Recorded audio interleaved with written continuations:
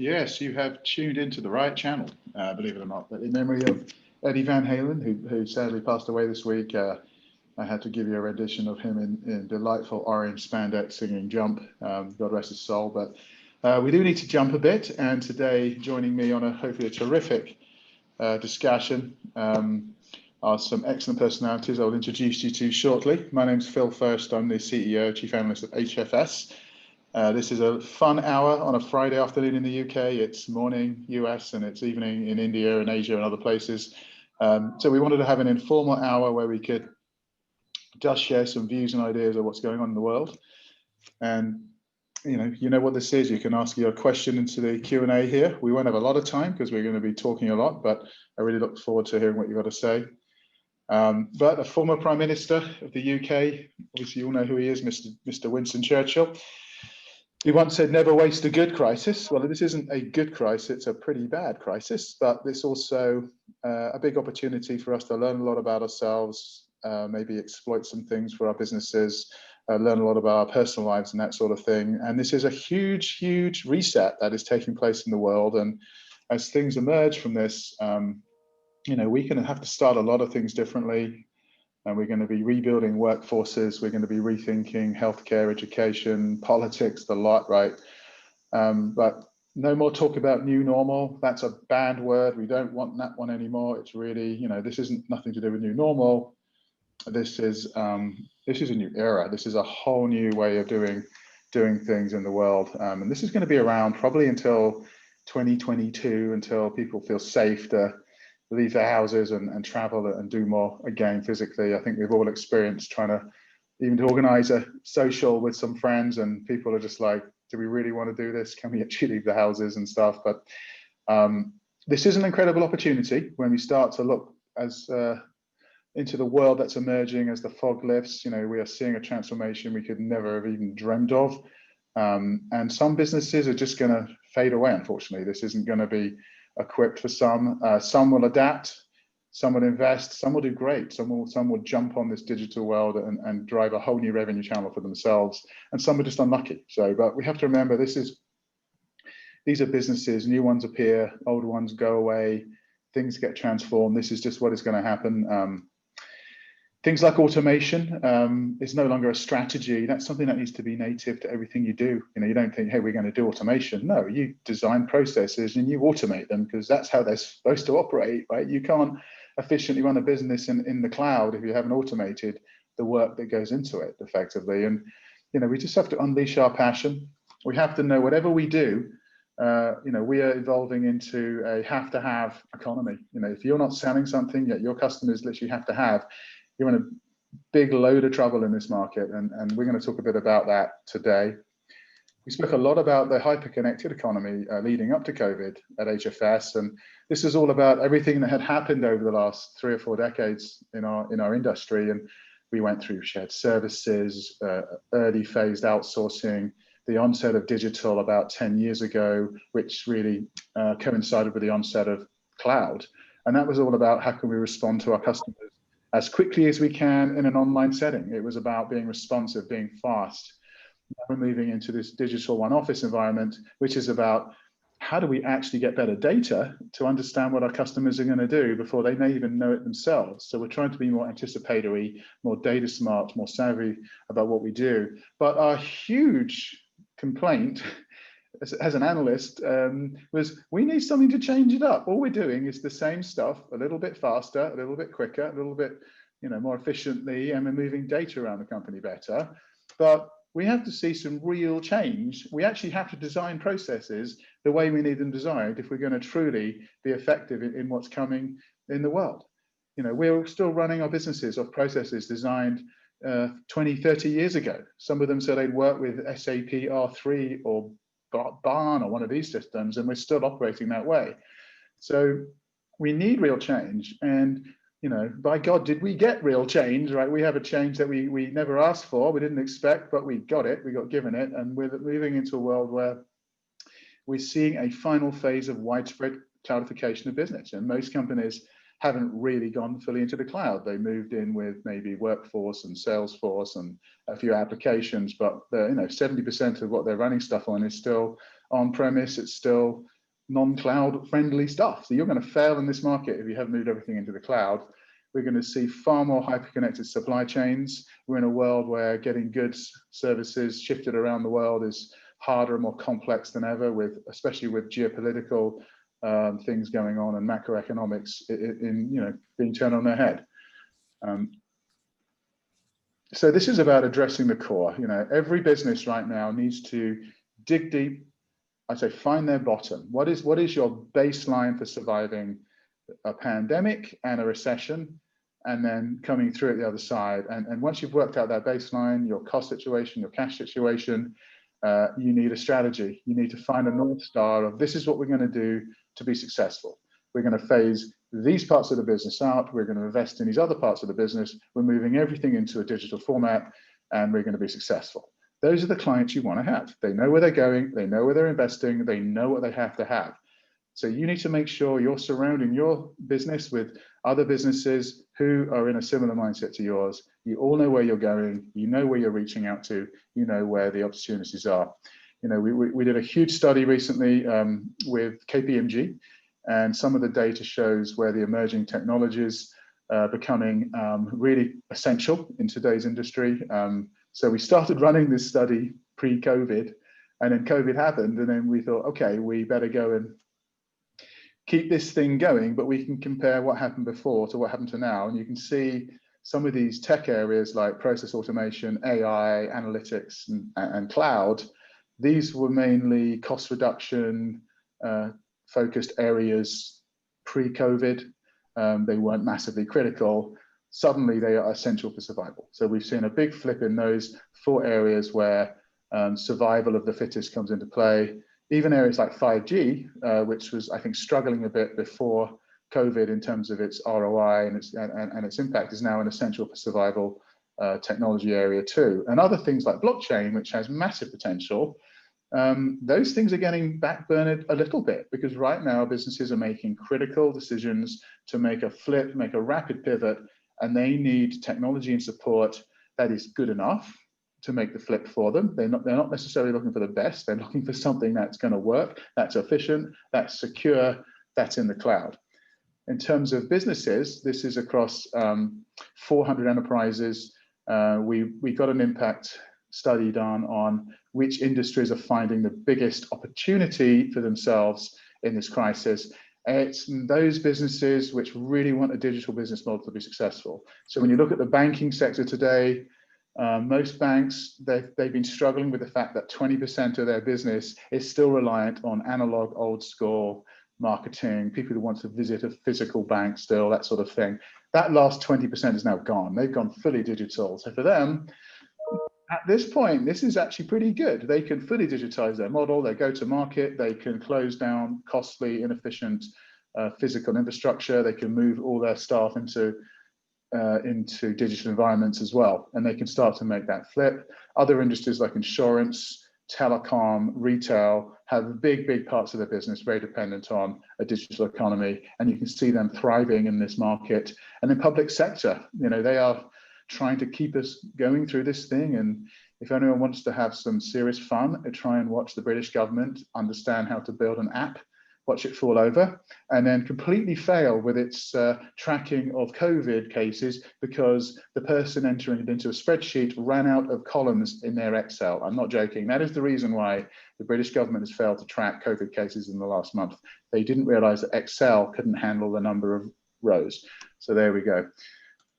As we move into what's going to happen as we get beyond COVID, 37% of businesses have already said, we ain't going back. Only 37% apologies, have said we are going back to the way we were before. We prefer the office-based, we'll get back there as soon as we can. Whereas close to 2/3 of them are just saying, hey, we actually quite like this model now. We are saving a load of money on corporate real estate. We're working out how to work with everybody in their homes. In fact, a lot of people like this environment. We aren't going back to the way it was before. So if you're considering not changing the way that you develop products and services, and 2/3 of your clients have gone fully digital, you're in serious trouble. But this is the fact that there isn't sort of a V-shaped, we're going back to the way we were. No, we're going into something very different. We talk a lot about One Office at HFS and how this is so aligned now with a virtual organization. You know, it really is the foundation of the virtual workforce. Automation tools augment the employee experience. The employee experience is a core part of the customer experience. You can't impact one without the other. The tools that we spent billions of dollars on delighting our customers need to also delight our employees so they can work in a digital duality with our customers. We're seeing an incredible alignment between the customer and the employee in this industry. And when you go to work now, you plug in and you're at Cognizant or IBM or KPMG or wherever you may be, you're at that employment space, and you need a always on, super fast, super secure, super exhilarating environment that is staring you in the face wherever you may be. This is the world now. So if you get into the guts and the weeds of One Office, you can start to see this is taking a lot of the technologies, the activities, the business and IT functions, and bringing them together to really unify and align customer employee outcomes. This is what it's all about. And it's about building a big change management capability to take your staff from where they are today to where you need them to go in terms of skill sets. It really is about bringing together an interplay between business and IT that we've never done before, that we need to accept.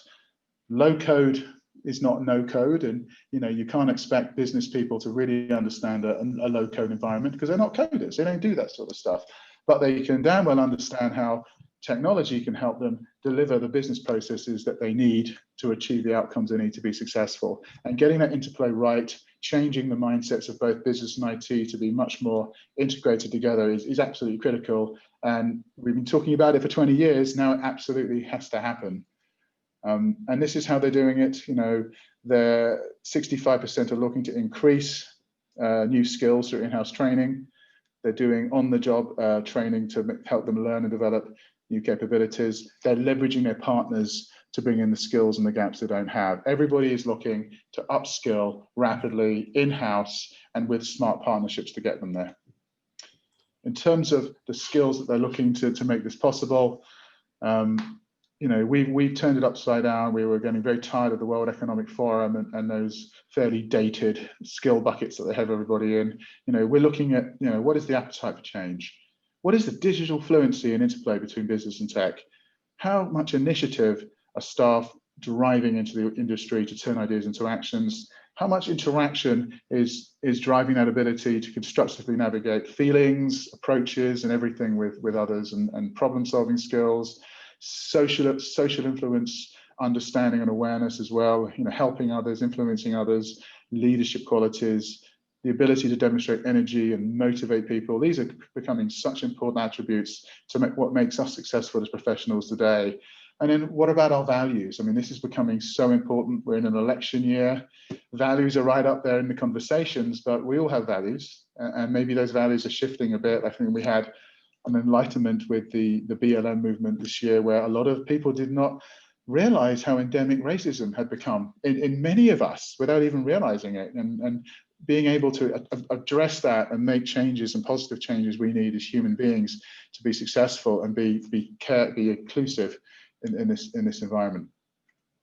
So I'd like to now get into our wonderful panel of guests, and I'll get them all to briefly introduce themselves. If we could have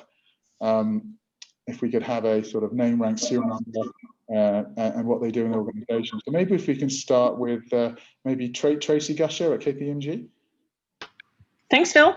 So happy to be here. Thanks for having me. I'm Tracy Gusher. I'm a partner in KPMG in the U.S. firm. I lead our artificial intelligence capability in the U.S. As well as KPMG's enterprise innovation initiatives. My last claim to ownership is I lead our artificial intelligence platform on a global basis. So spend my life in AI and innovation, and I'm very excited to be here today. Thanks for having me. Thank you, Tracy. Now, are you sitting on your yoga ball right now? I am, and hopefully I won't fall off. And if you do this time, no one's going to actually be able to see. Exactly. Right? At least don't want to see me. Fantastic. And I'm making, I think, his debut on an HFS voice platform is Mike Small of Sitel. Mike, how you doing? I'm doing great, Phil. Thanks for having me. Really appreciate the time. Mike Small, I'm CEO of Sitel Americas. In this capacity, I have responsibility for all of our operations in our onshore, nearshore, and offshore facilities in Philippines and India, as well as our new 65,000 strong work at home capabilities. So pleasure to be here. Looking forward to a great conversation. Thank you, Mike. Great to have you. And then next is someone with a voice made for radio, which is Malcolm Frank. Welcome back, Mike. Malcolm, how you doing? Hey, I'm doing fine. So thanks for having me. So this is Malcolm Frank. I'm the president of Cognizant Digital, based in New York, but I used to travel the globe. Now I Zoom with the globe. There you go. That's a good one. I like that one. I think joining us again, a good friend of mine who constantly is talking to us at HFS, one of the silent minds in Google, who does a lot of work behind the scenes there and a lot of work on their cloud initiatives. Chirag Mehta, it's great to have you here today, Chirag. Thanks, Phil, and good morning, good afternoon, good evening from wherever you're listening. I am part of Google Cloud, and I've been part of many different initiatives, just like any other Googler. I have, my hands and legs in all kinds of projects, all kinds of interesting things that we do. But my background has been in enterprise software. I've seen the journey from on-premise to getting into the SaaS business, to customers transforming their journey and some of the pain points what they have. Currently, I'm responsible for our technology partnership program. What that means is working with all the software companies around the globe who are trying to build their products on our platform to essentially go serve all the customers who are going through this journey. Pleasure to be part of the panel and really looking forward to the conversation. Absolutely, and getting some of the Google experiences would be fantastic. So we're looking forward to those. And then last but very much not least is Jesus Montas at IBM. Welcome back, Jesus. Thanks, Phil, and thanks, everybody. So I'm obviously with IBM, and in my day job, I lead strategy, offerings, asset, mergers and acquisitions, and the thought leadership arm of IBM, which is the IBM Institute of Business Value. So looking forward to a great discussion. Thank you. Great to hear your voice, Jesus. Okay, without further ado, I'd like to jump into to the conversation. And I think the big question we all want to know, and maybe Jesus, you're the best point to start with this. Then, what is going on, man? I mean, how significant are these times to what's happening in our industry?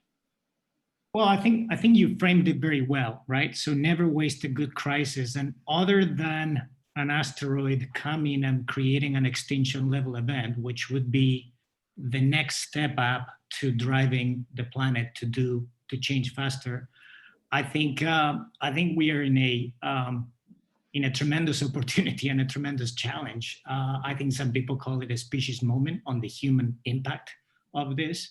I think from the business and society perspective, I think it has accelerated. We have been saying for the last 5 years, every year we said this is the slowest year you're going to live, and this one has just taken it to asteroid. So we're seeing massive amount of change. We've done with the Institute of Business Value. We've asked this question to about 3,500 people, and the fact of the matter is projects in the business, either digitalization projects or any kind of change projects, all of us know 75% of enterprise projects that involve a big transformation fail to achieve their objectives. So all of those projects that were failing in January, 66% of them are getting done in no time right now. So projects are getting done. At the same time, I think we're facing what I believe is the leadership challenge and also the leadership opportunity of a generation.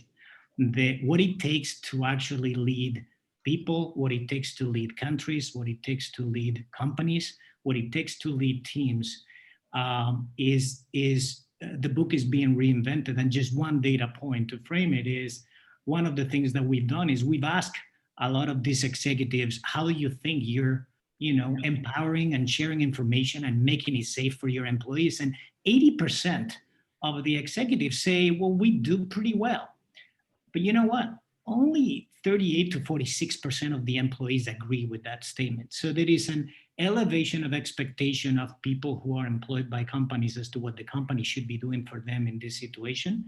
And there is a massive gap. There is a massive leadership gap that cannot be filled by traditional leadership, traditional command and control, traditional structures that are targeted to manage scarcity. It requires a new book on leadership. So I think it's, opportunity of a generation, Phil. Opportunity of a generation. I'll ask Tracy Gusher of KPMG. Is this an opportunity as well, or do you see some other big challenges coming? Well, I definitely think that there's opportunity here in terms of how organizations are going to shift their focus and how we'll see a dynamic and monumental shift towards digital agendas. Those that have had slower digital agendas are going to really accelerate those, and we've seen that just even in the last few months. But I don't think any conversation about what the devil is happening in the world right now is complete without talking about what's happening to people. And when you think about the way that people are living their lives today, we're just in a very dramatic type of scenario. And if I even just point to the U.S. or American workers. We had done a survey looking at what's happening with them, and the volume of folks working at home, and those that are having competing priorities with elder care or child care is certainly something that goes without saying. But there were some things that we found out that I think are a little bit more dramatic. Like 60% said their job now is more demanding than it was when they went into an office. And 60% said that they think that their work-life balance is more difficult now than it was before. And very, very poignant to this week in the U.S. is Mental Health Awareness Week. One of the other things we found out in this survey is that 53% have said that their mental health has worsened during COVID, and some of that I'm sure is generated by the working environments that they're in. Some are being displaced, as well as just generally what's happening around us in terms of people getting sick and deaths and not having a great outcome that we're looking at in the near term future. So I think the points around the opportunity I think are definitely very true.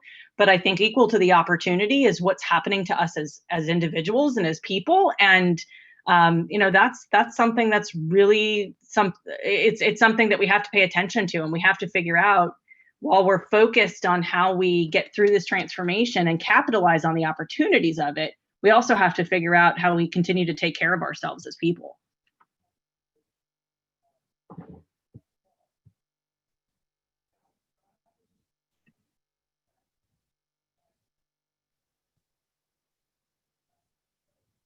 Hey, Phil, you're muted if you think you're speaking. Yeah, I knew I'd do this today, and I managed to do it live. I thought maybe I lost everyone. That was profound. They're going to develop the intelligent mic soon that unmutes you automatically, right? So maybe Google could do that for us, right? But Chirag, how significant are these times? I mean, you view the world from, obviously you're in the heartbeat of the digital epicenter of America. I mean, and Google, right? What do you see as truly significant about these times, and how do you see this unraveling? So I'll build on what others are saying. I think the pandemic it's an equalizer. There's one thing we saw, that doesn't matter where you are, who you are, which part of the world you live in, what you do, you are impacted one way or the other.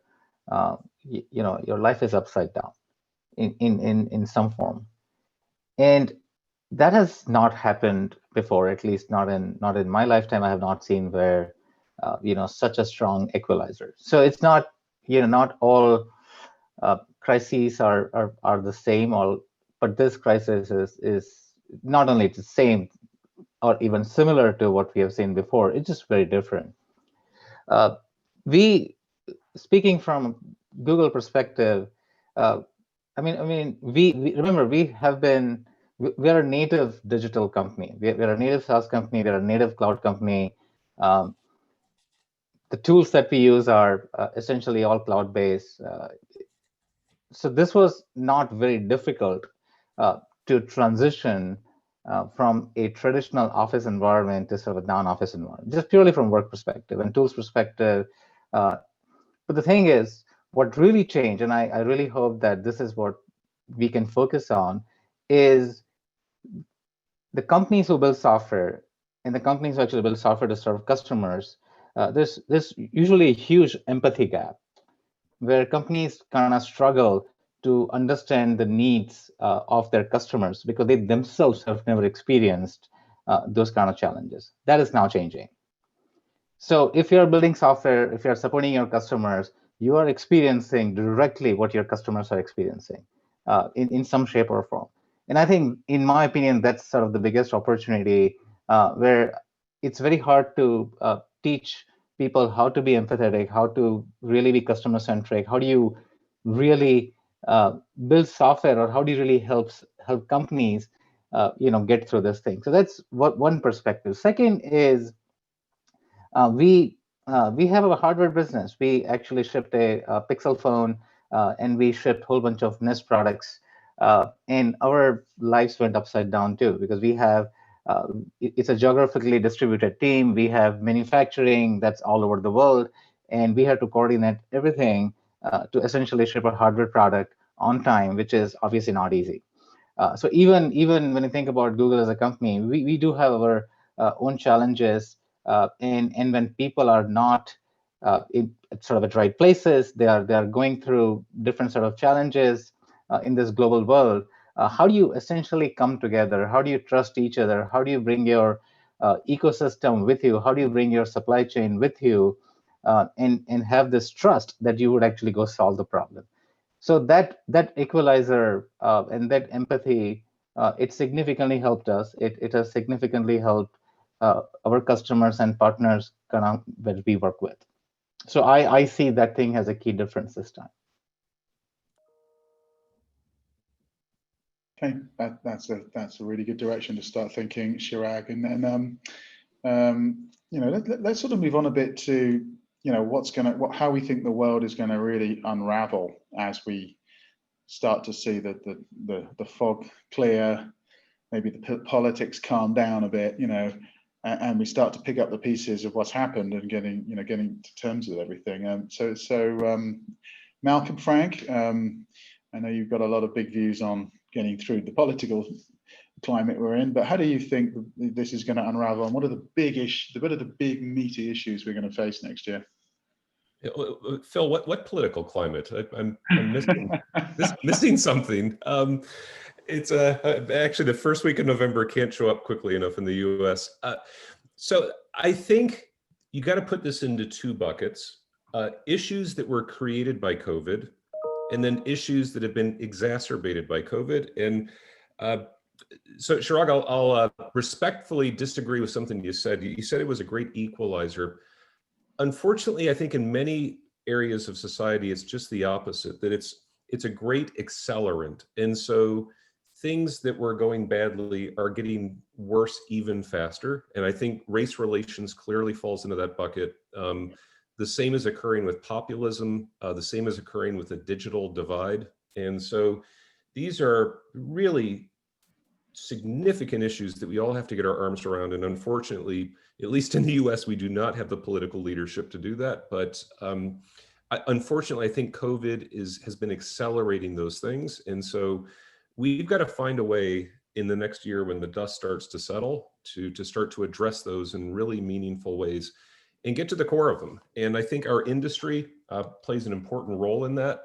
If you take a big picture view, you look at these cities, most of them by the sea, whether it's in the US, so Boston and New York and Washington, San Francisco, Seattle, or in Europe, it's obviously Amsterdam and Berlin and London, Stockholm, where everything's going swimmingly well. Thank you very much, pre-COVID and probably post-COVID. But the rest of those societies are saying, darn you threw a party and you didn't invite me.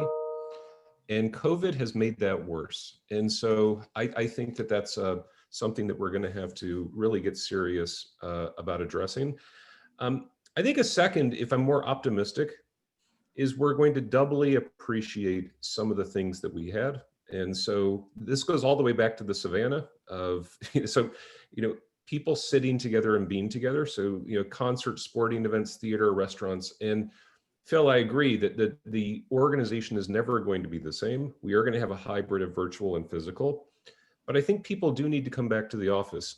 Jamie Dimon talked about this quite openly in a JP Morgan context. They did a survey and they recognized people of a certain generation, employees of a certain generation, were not showing up until lunchtime on Monday, and they seem to be skipping out at lunchtime on Friday. So, they need people to be together for that productivity. And I think also for younger associates, they're being gypped out of something in a virtual world. And it is that sense of mentorship and stewardship and I think that only happens at a human level when you really invest in somebody, give them their big break, invest in their careers, show them the ropes. And I think that can't get replicated virtually. So I think we got some big issues to tackle when we all come out of the cave. It's never going to be the same, but we've got to make this better as opposed to allowing it. If we leave it on its own, a lot of things will get worse. That's a great point, Malcolm, about going back to the office. I mean, we have a small office in the UK, which is in a fairly safe part of the country where people can drive in. We can, as it's only it's pretty empty right now. We have small groups of us have been meeting a couple of times a week. And I have to say, it's been tremendously exhilarating doing that, just to see some of your colleagues and have some real human contacts. Even that has just been a big relief, except it is quite amusing when we sit on conference calls with clients and things and they can see two people together at the same table.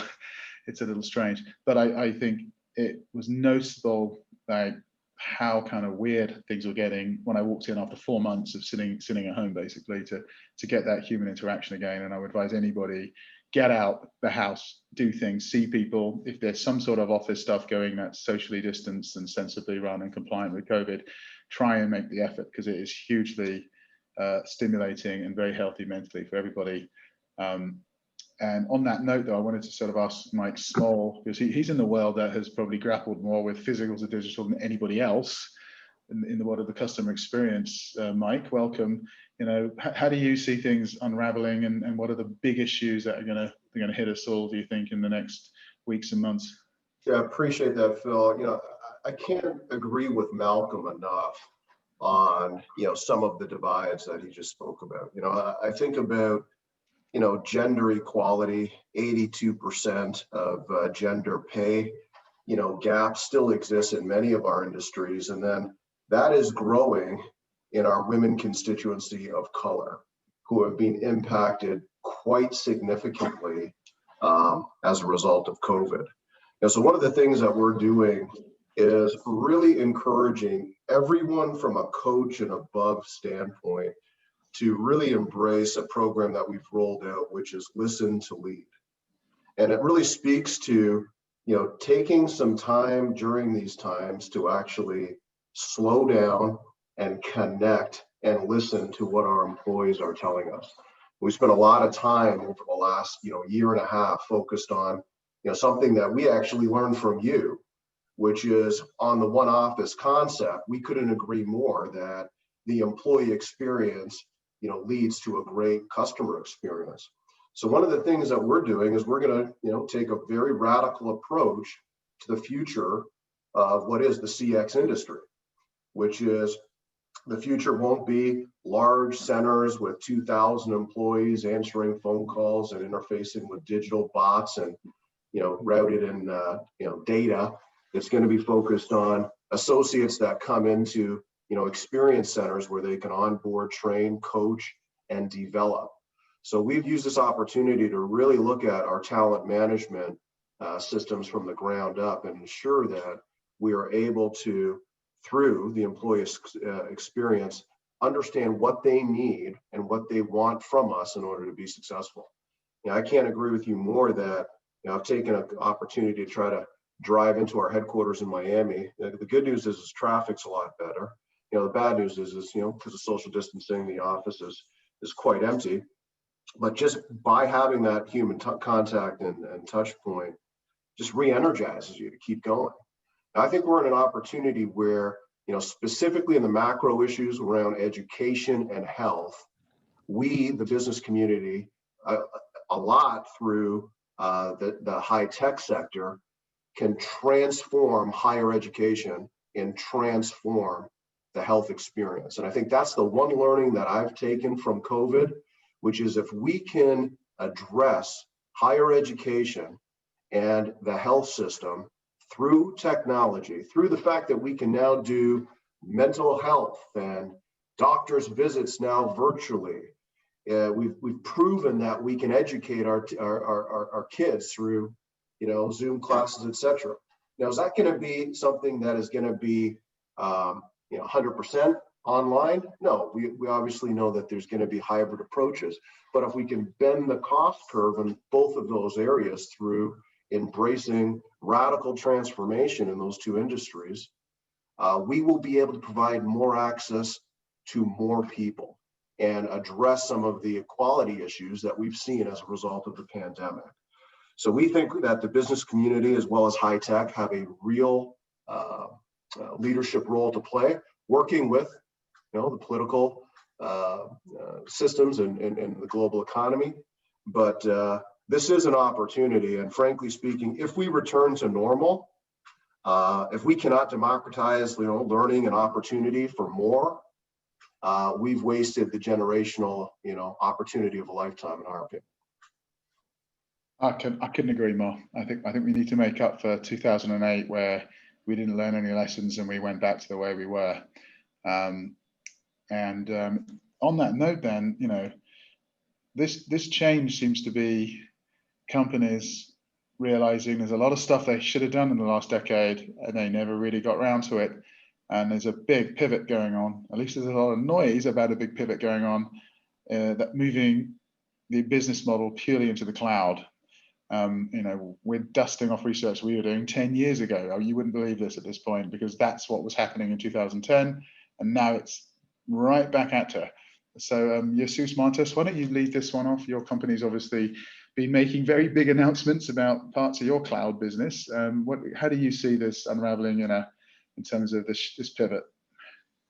Yeah, I think I'm gonna build on what Tracy mentioned before. I think one of the key realizations that successful companies will have is that their pivot and their speed and their success, it was never a technology question. It was never a technology problem. I think the technology has existed. It has improved massively now.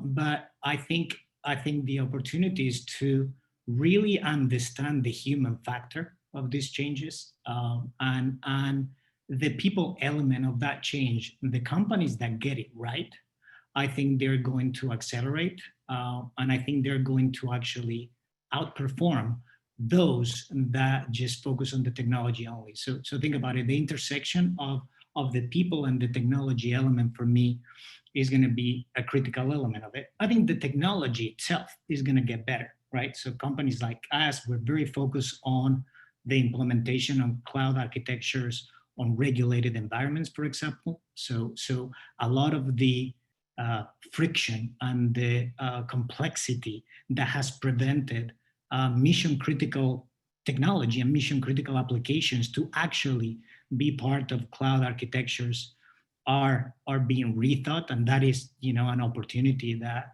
we intend to do that. I think but as I mentioned, is the skill set change and the talent set and the mindset change that it requires to truly implement DevSecOps at scale, right? So I think many companies are still looking at the cloud as an infrastructure change.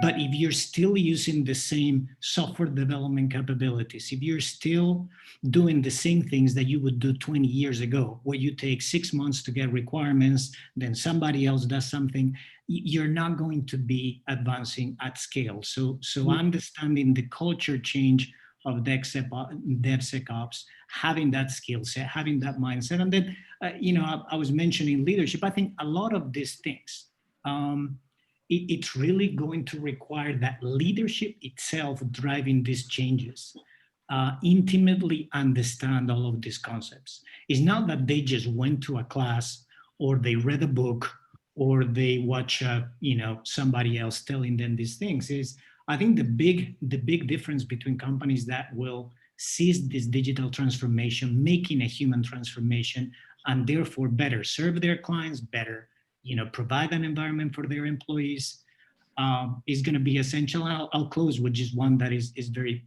dear to my heart, which is purpose.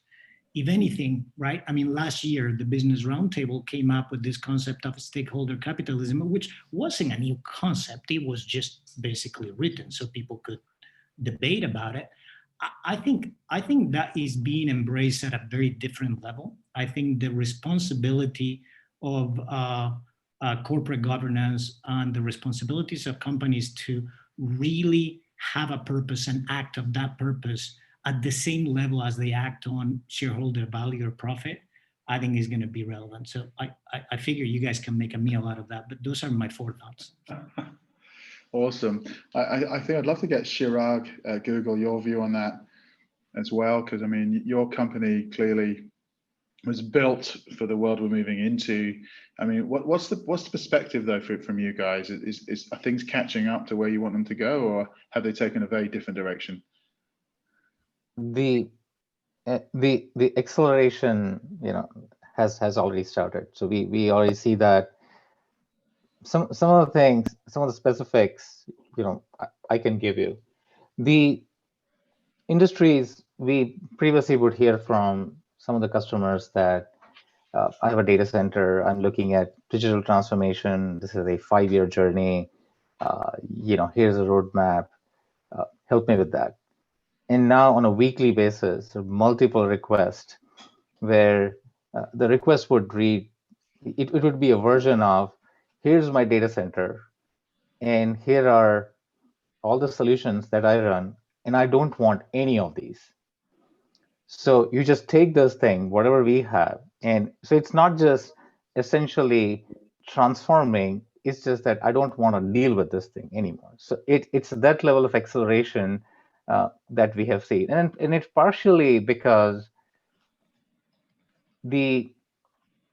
for the first time, I think some of the leadership, and I'm glad that people are bringing up leadership playing a key role here. Some of these leaders have directly associated the role that technology plays to the business outcome that they are trying to achieve. So technology is not just, was previously probably seen as an enabler to do business in many industries. Now it's actually a differentiator. And even though we clearly understood that was the case, but in many industries, it was not perceived to be that way. It was the technology didn't actually get the kind of investment that people would expect. That is now changing. So I think the opportunity real here is twofold. One is, how do you learn from people who actually got it right? And we are seeing companies who transformed themselves in 3-4 months, and they started their journey right during COVID times, and they accelerated their journey. They funded their projects, and they are live, and they are actually helping their customers, and that experience is amazing. But we are also seeing a very large number of customers who are essentially struggling. So how do you learn? How do you essentially combine this two set of cohorts where they can learn from each other, and essentially, because end of the day, this is a problem that impacts everybody and not one set of customers. Right. The other data point, from a cloud perspective, what we have seen, and I'm glad we kind of touched on the security part. If you just look at the business that grew, and I'm thinking in terms of technology business, if you just look at last 6 months, and we have seen stock prices, if you take that thing as an indicator, where the collaboration industry went through the roof because people wanted to connect. There was just no other way to actually make this thing work. So that was very obvious. Some of the industries that sort of the growth went through the roof is the security industry. So if you look at the sort of security companies, software companies, people suddenly realize that I need to make sure, and as Jesus was saying, that this is not just about essentially opening up our systems. But it's more about how do you have governance around your transformation? How do you make sure that you can open up and you can still be secure? How do you empower your employees to work from wherever they actually want to work, and make sure that you still meet the needs that you actually need to meet? So we are seeing playing out in this specific way. And some industries are leading the growth, some are leaders, some are laggards. But my 2 cents here to folks, and once again, we have very Silicon Valley, centric sort of view, and I want to get out of that bubble, and I always try to, talk to other people that don't get confined to what Silicon Valley kind of tells you, because once again, we have our own view, and a lot of people actually, have a very restricted view of how they actually think about this thing. But if you look at the broader set of customers, which industry, just focus on, if you look at industry by industry and learn from them on where the opportunities are, and essentially try to replicate that success across other industries, that would be a way to go. Yeah, absolutely. So Tracy, KPMG, we're talking about a lot of pivots as Chirag and Jesus have been making, that are very different pivots than we've ever made. You're very close with a lot of the Global 2000, I know, in your role with clients. Do you think a lot of them can make this shift? Are they prepared to do it? Do they have the right mindset to do it?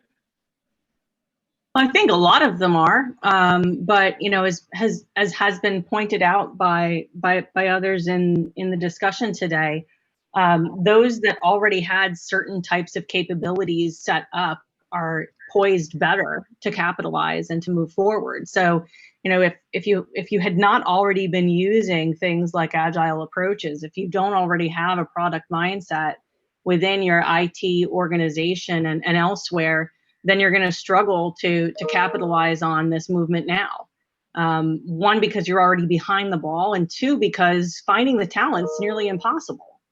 Those that jumped ahead to upskilling and hiring resources in that could perform modern delivery types of capabilities and programs, they're the ones that are set up to move quickly right now. And those that didn't make those hires, that haven't invested in their talent to, change the way that they're delivering, they're struggling now to, make use of the talent that they have and to hire the type of talent they need to continue to evolve. I think a lot of the organizations that I work with have been moving towards, these types of modern approaches for some time, and certainly are well positioned to capitalize on them now, but not all of them. And I think we'd be surprised at some of the sizable and notable names of leading enterprises that don't have these type of capabilities already within their workforce or operating well within their workforce. Yeah, but a lot of them, I jokingly have this conversation, a lot of them essentially have got away with it. Like they've got away with not really going through forced change. They're in industries that moved at a glacial pace. And, I was even talking with a guy who runs Blue Prism the other day, and he joked, he said, he would not believe how some companies keep functioning. Yeah. And they bring in companies like us to try and link a mainframe up to the web browser and stuff like that. But do you think they're going to reach their comeuppance? Do you think some of these companies are now finally going to hit their "we are completely screwed" moment, and they're not going to be able to do the hump? Or do you think they'll do something radical and hive off big parts of their operations and just do a huge outsource? I mean, what do you think is going to happen to some of them? Well, I think there's going to be a lot of things that are happening. I mean, first of all, is I think we're going to, the time is coming very soon where M&A activity is going to be, is going to start to not only return to where it had been, but I think is going to exponentially expand. And I think that some of that M&A activity is going to be directly relationed to some organizations' inability to develop and to, really move the needle in their digital efforts. And secondarily, I think that, every week that goes by that you are not, moving the needle in these areas and changing this maturity curve is another week where your competitive advantage is starting to slip. And, I think we've all agreed that one thing that has happened out of this pandemic is a extraordinary change in the momentum of the importance on digital capabilities. And those that had not already been moving aggressively on this are falling behind every day. Yeah, I'm with you on that one. And Malcolm, Frank, you're in the thick of the services business, and I know you guys have always been keen to pivot, but you seem to be more vocal than many others right now. Do you think companies are going to make it through this? Can we make a flip if we haven't made changes for years? Do you think people can go from A to C, or are we in for a hell of a testing time? I think we're in for a heck of a testing time. And it's, Phil, as I talked about COVID being the accelerant in society, it also accelerates things in the business world. So firms that are well managed, it's creating more opportunity for them, and firms that are basket cases or poorly managed are getting even worse. But at the core of it, it's just to highlight some of the things that have been said. It's, if you look at that new stack that you're describing in the hyper-connected enterprise, I think there are three critical elements. That's the critical path we're seeing with clients. The first is with data. It's data, data, data. So how can you modernize your data and get it to the cloud? And then how do you apply AI against it? And so to get into decisioning that's serial, where the bot does it, the way that the FANG vendors provide it, or it's facilitated, making the human beings on the front line smarter with next best action and the rest, or episodic, of helping firms make much better data-driven decisions during these times.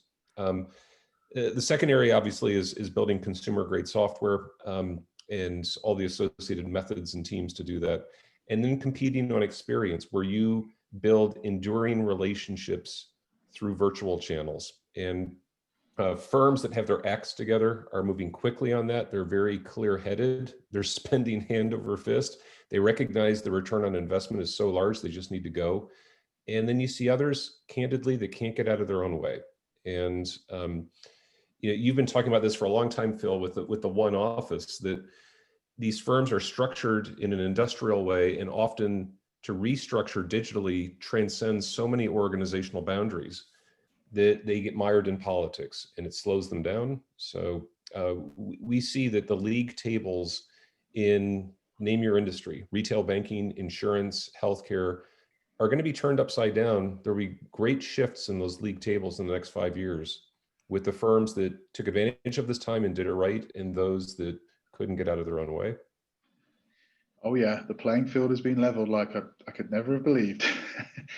I'd like to get quickly onto the world of the customer experience model. We follow that for a long time, and employee experience is such an important part of that now as well. But Mike Small, you've come from the back office world. You went middle, you're now front. You're putting this all together at Sitel. How is the customer experience environment changing in this pandemic, and how do you see it as the pandemic fades away and we get into this new dawn? Yeah, I look at a recent CX, impact study. 70% of the UK, 65% of the US consumers, are now fully, preferring digital channels. 35% of all consumers. And you look at 42% of Gen Z and millennials, and they do not want to talk to a human. They want to interface with the brands that they choose directly and through the digital channel of choice. And we just heard a little bit about the power of data. Customers need to know your customer better, and you need to know, from a digital perspective, how and when they usually want to engage with you. And if you do have, I spoke about a little bit of this earlier, if you have a customer set that actually does value human interaction, enabling the associates that support that human interaction, the augmentation of technology in the middle office layer is absolutely critical. We talk about, mining of data. We sit on petabytes of data now because all of the speech analytics technology that is, really transforming the experience. We have 100% of what your customers are telling you about your brands and products. How do you mine that? How do you ensure that you're reinventing the end-to-end, customer experience through the front office, middle office, and your back office processes? And that really does take a holistic approach. So the one office concept is absolutely, frankly speaking, it is critical. And if you do not have the opportunity to truly take that step back and measure, each element of how your customer is interfacing with you through the process, whether it's front office, middle, or back, you're frankly behind. So this is really where technology and data, frankly, will help you make better decisions. But in terms of empowering the CX journey, this is truly where I believe we have an opportunity to reinvent, the CX outsourcing industry. Because in many cases, we're going to now be able to empower our associates to work in more of a gig format. And, if they're able to, specialize in specific skill sets, real interesting customer of ours is in healthcare right now. We're going through annual enrollment. And this year, they have stated, we're taking all of the traditional KPIs off the table. And what we want to make sure the associates are doing when they speak to the end customer is to ensure that we talk to them about how they're doing. We show that empathy.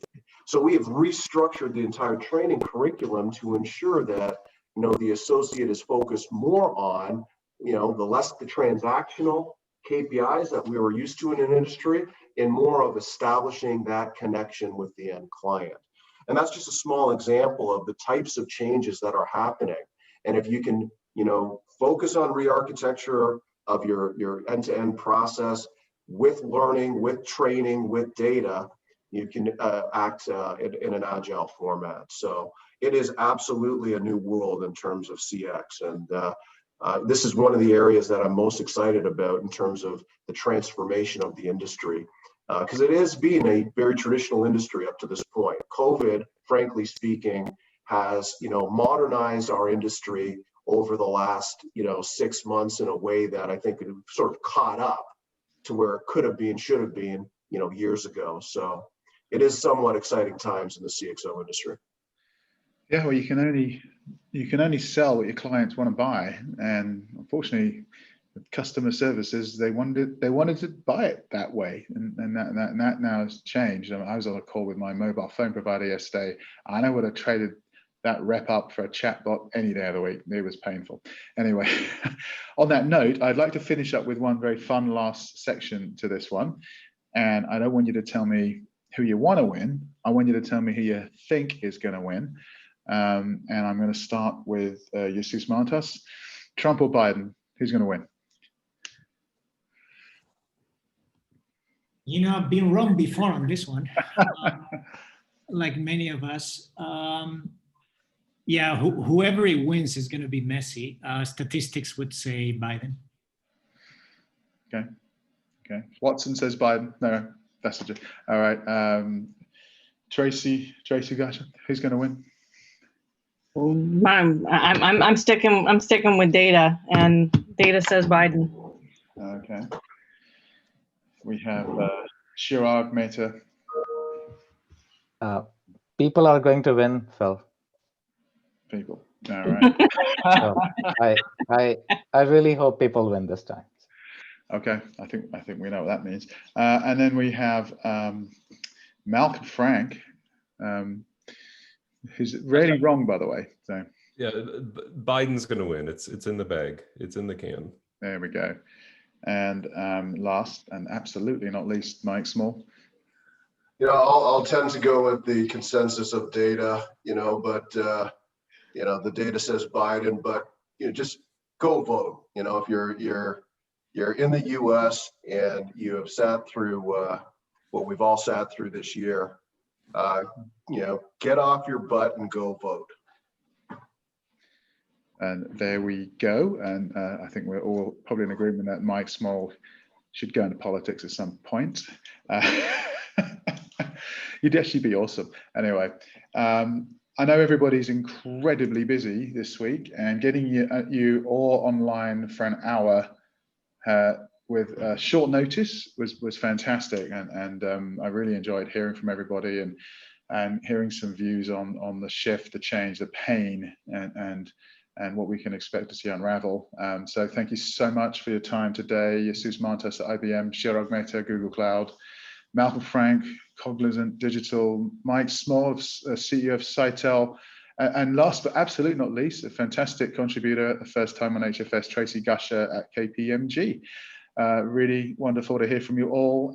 We'll do a little write-up of this as well, which will be nice just to get some of the views of everybody. But I hope everybody who dialed in as well enjoyed a nice, mature and off the record type conversation. So thank you very much. And we'll get you all back here very soon. Have a great weekend, everyone. Great. Thank you. You too. Thank you, Thanks, Phil. Phil. Thanks, everybody. Thank you.